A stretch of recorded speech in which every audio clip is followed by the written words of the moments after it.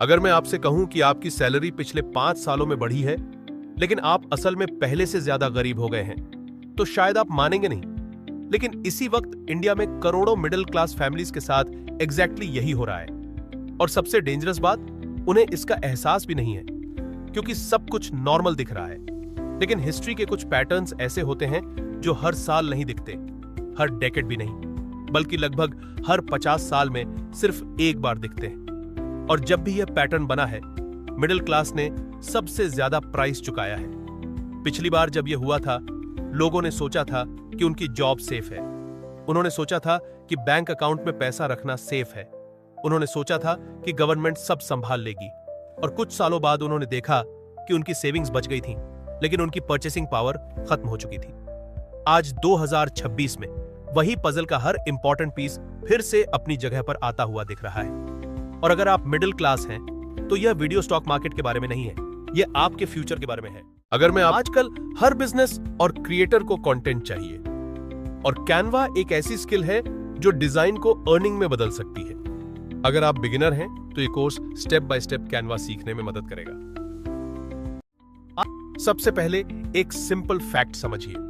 India में 2014 में जो 1000 रुपए की वैल्यू थी, आज उसी परचेसिंग पावर के लिए लगभग 1700 रुपए से ज्यादा चाहिए। मतलब आपका पैसा खुद कमजोर हो रहा है। और यह प्रोसेस इतनी स्लो होती है कि लोगों को पता ही नहीं चलता। अब मिलते हैं अर्जुन से। अर्जुन 34 साल का है।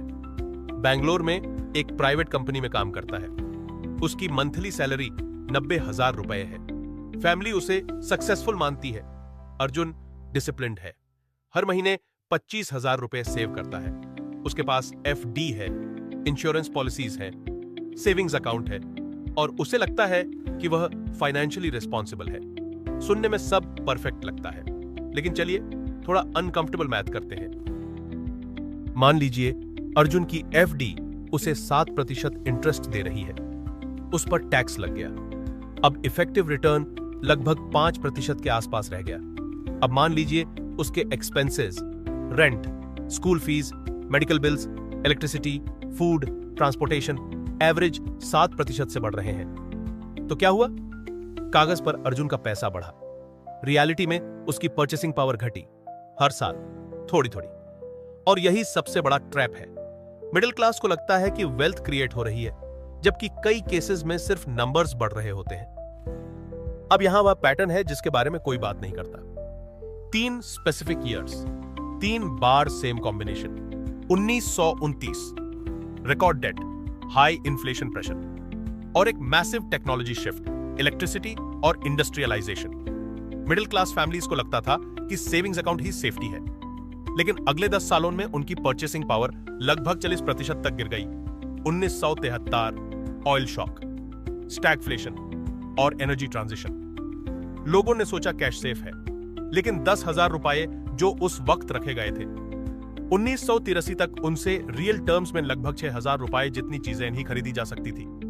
अब 2026 फिर वही 3 कंडीशंस। पहला, इंडिया और global household debt record levels के आसपास। दूसरा, रियल इन्फ्लेशन। अर्जुन की FD 5% इफेक्टिव रिटर्न दे रही है। उसके एक्सपेंसेस 7 से 8% बढ़ रहे हैं, मतलब हर साल -2 से 3% रियल रिटर्न। तीसरा, AI और एनर्जी ट्रांजिशन एक साथ चल रहे हैं। 3 चीजें, 3 बार सेम रिजल्ट, और इस बार आप वहां खड़े हैं। और अब मैं आपको बताऊंगा कि इस 50 साल के पैटर्न में हिस्टोरिकली स्मार्ट लोगों ने क्या किया, और 2026 में एक सैलरीड इंडियन प्रैक्टिकली क्या कर सकता है। पहले एक और इंपॉर्टेंट कनेक्शन देखते हैं। वार्निंग, यहां लोग एक बहुत बड़ी गलती करते हैं। वो रिस्क को गलत समझते हैं। उन्हें लगता है रिस्क मतलब स्टॉक मार्केट, रिस्क मतलब मार्केट क्रैश, रिस्क मतलब वॉलेटिलिटी। लेकिन सच कहूं तो इन्फ्लेशन भी रिस्क है, टैक्स भी रिस्क है, और एक ही इनकम सोर्स पर डिपेंडेंट रहना भी रिस्क है। लेकिन क्योंकि यह रिस्क टीवी पर ब्रेकिंग न्यूज बनकर नहीं आते, लोग इन्हें इग्नोर कर देते हैं। पिछली बार जब ऐसा एनवायरनमेंट बना था, 1970 के दशक में अमेरिका स्टैगफ्लेशन नाम की सिचुएशन में फंस गया था। इन्फ्लेशन हाई थी, इकोनॉमी स्लो थी, और लोगों ने देखा कि इनकम बढ़ने के बावजूद परचेसिंग पावर गिर रही थी। और इसीलिए मैं कह रहा हूं, यह वीडियो मार्केट के बारे में कम है और परचेसिंग पावर के बारे में ज्यादा है। क्योंकि आखिर में आप कितना कमाते हैं ये इंपॉर्टेंट नहीं, आपका पैसा कितना रिटेन करता है ये इंपॉर्टेंट है। इंडिया में भी यही हो रहा है। आरबीआई ने इंटरेस्ट रेट्स मैनेज करने की कोशिश की, लेकिन रियल इन्फ्लेशन ऑर्डिनरी फैमिलीज के लिए 7 से 8% के आसपास महसूस होती है। अर्जुन जैसा हर मिडिल क्लास पर्सन साइलेंटली इसी स्क्वीज में फंस रहा है। सीक्रेट: हिस्ट्री में पैसा कभी गायब नहीं होता, पैसा बस ट्रांसफर होता है एक ग्रुप से दूसरे ग्रुप तक। पिछले 20 सालों में वेल्थ का बड़ा हिस्सा टेक्नोलॉजी में क्रिएट हुआ, उससे पहले इंटरनेट बूम में, उससे पहले मैन्युफैक्चरिंग और इंफ्रास्ट्रक्चर में, उससे पहले कमोडिटीज में। पैटर्न हमेशा सेम रहता है। जो लोग चेंज को जल्दी समझ लेते हैं वो बेनिफिट करते हैं, जो लोग सर्टेनिटी का वेट करते हैं वो हेडलाइंस देखते रह जाते हैं। अब वो 3 चीजें जो हिस्टोरिकली लोगों ने इस पैटर्न में अपनी परचेजिंग पावर प्रोटेक्ट करने के लिए की और जो आप अभी शुरू कर सकते हैं। वार्निंग: मैं ये नहीं कह रहा कि एफडी गलत है, मैं ये नहीं कह रहा कि इंश्योरेंस यूजलेस है, और मैं ये भी नहीं कह रहा कि हर किसी को स्टॉक मार्केट में कूद जाना चाहिए। मैं सिर्फ इतना कह रहा हूं कि जो टूल्स प्रोटेक्शन के लिए बने थे उन्हें वेल्थ क्रिएशन समझना गलत है। इंश्योरेंस प्रोटेक्शन है, एफडी लिक्विडिटी और स्टेबिलिटी है, सेविंग्स अकाउंट कन्वीनियंस है, लेकिन इनमें से कोई भी अपने आप वेल्थ क्रिएशन मशीन नहीं है। और यही कंफ्यूजन मिडिल क्लास को सबसे ज्यादा डैमेज करता है, क्योंकि वो सिक्योरिटी और ग्रोथ को एक ही चीज समझ लेती है, जबकि दोनों अलग कॉन्सेप्ट्स हैं, बहुत अलग। 3 बातें याद रखिए। रियल रिटर्न ट्रैक कीजिए, सिर्फ सैलरी पर डिपेंड मत रहिए, और ऐसे एसेट्स को समझिए जो इन्फ्लेशन को बीट कर सके, क्योंकि सिर्फ कैश में बैठना भी स्ट्रेटेजी नहीं है। अब एक और अनकंफर्टेबल सवाल: अगर कल आपकी कंपनी कॉस्ट कटिंग करे तो आपकी इनकम कितने दिन तक सरवाइव करेगी? 3 महीने, 6 महीने, 1 साल?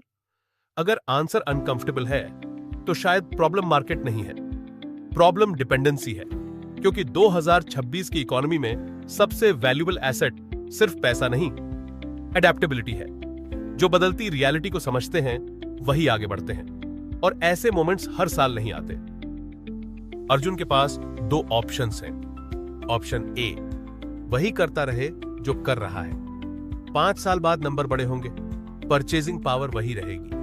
ऑप्शन बी: इस पैटर्न को समझें और आज एक चीज चेंज करें। आज का एक काम, सिर्फ एक, अपने पिछले 12 महीने के एक्सपेंसेस कैलकुलेट करो, फिर अपनी एफडी का इफेक्टिव रिटर्न कैलकुलेट करो टैक्स के बाद। अगर एक्सपेंसेस ज्यादा बढ़ रहे हैं, आपका पैसा काम नहीं कर रहा, सिर्फ दिख रहा है, ये रियलाइजेशन ही पहला स्टेप है। और अगर आप जानना चाहते हैं कि प्रैक्टिकली इन 50 साल के पैटर्न से अपनी फाइनेंशियल लाइफ कैसे प्रोटेक्ट करें, तो स्क्रीन पर जो वीडियो दिख रही है उसे जरूर देखो। उसमें मैंने 5 रियल एसेट्स बताए हैं जो रिच लोग क्वाइटली बिल्ड करते हैं। सब्सक्राइब करो और बेल आइकन दबाओ। अगला वीडियो डायरेक्टली इस सीरीज को कंटिन्यू करता है।